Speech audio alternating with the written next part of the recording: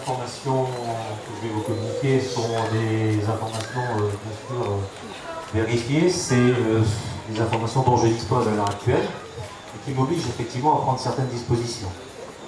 Donc la situation, vous l'avez vu, ne s'est pas améliorée et n'est pas partie pour s'améliorer. Les négociations n'ont pas abouti.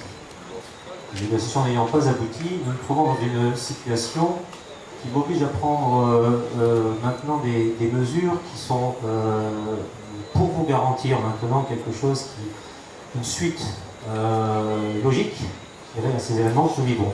Quelle est la situation? Nous arrivons en fin de semaine avec toujours pas la possibilité de s'approvisionner. Nous sommes en mesure d'assurer le service à partir du moment où nous avons une équipe en place. Cette équipe ne peut plus travailler. Cette équipe ne peut plus travailler aussi simplement qu'elle a pu le faire jusqu'à présent. Cette équipe ne peut plus se rendre sur les lieux de travail pour des raisons de carburant. Cette équipe se composera demain matin de 2 personnes au petit déjeuner et d'un noyau dur qui est là, effectivement, se logeant comme il peut pour pouvoir assurer l'intendance qui va avec, etc. Il y a la problématique de l'eau.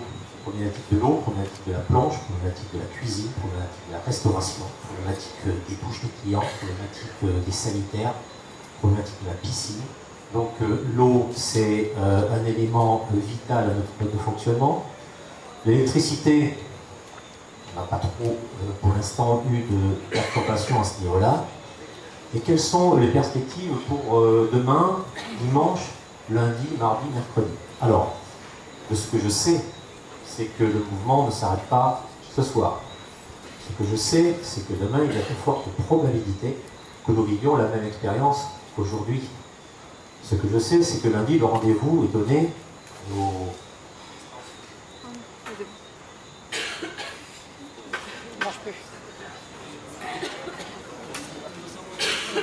Sabotage. Donc, ce que je sais, c'est qu'effectivement, lundi, le mouvement est probablement reconduit. Ça veut dire que si nous ne sommes pas en mesure de nous approvisionner dans les jours qui viennent,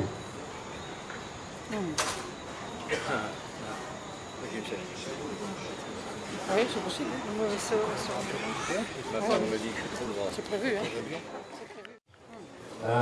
Donc la situation ne s'améliorera pas lundi. Si nous ne sommes pas réapprovisionnés dans les heures qui viennent, nous n'avons plus la possibilité d'assurer, je dirais, l'intendance au niveau de la restauration. Si nous gagnons même la nourriture et que nous sommes perturbés au niveau de l'eau et au niveau de l'essence, nous sommes toujours dans la même problématique, par mesure de produire. Alors, quelles sont les mesures qui s'imposent? Il y a des personnes qui sont en demi-pension, bien évidemment, il y a d'autres personnes. Donc, il y a plusieurs personnes qui veulent se restaurer sur ce site. Oui. Donc les personnes qui veulent se restaurer sur ce site, soit elles sont déjà inscrites, soit elles vont vouloir s'inscrire, on ne va pas pouvoir assurer leur restauration. Nous allons pouvoir assurer...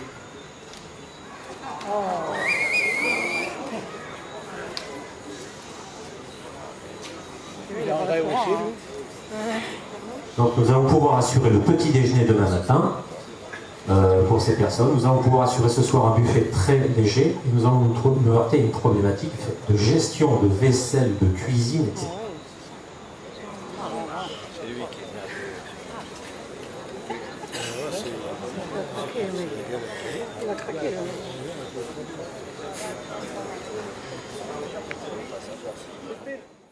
Après ce petit déjeuner, la restauration s'arrêtera. Alors, écoutez, je crois qu'il va falloir qu'on soit extrêmement constructif maintenant parce que je n'ai pas de solution miracle. Je vous donne les informations. Il faut qu'on s'organise de la sorte. Il est clair qu'à partir de demain, les personnes qui sont en demi-pension, on ne peut pas les assurer. Les personnes qui souhaitaient manger au restaurant, on ne peut pas les assurer. Donc il va falloir faire des courses demain. Il va falloir utiliser les cuisines, les ustensiles, à la mesure du possible, au niveau de vos appartements. Dès que la situation se rétablira, je reprendrai le relais au niveau de notre restauration. Mais je ne peux plus le faire. Donc il faut...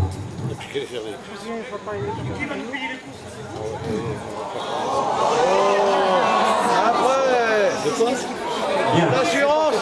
Non, mais je comprends les personnes sont excédées, les personnes sont épuisées, fatiguées, agacées par cette situation.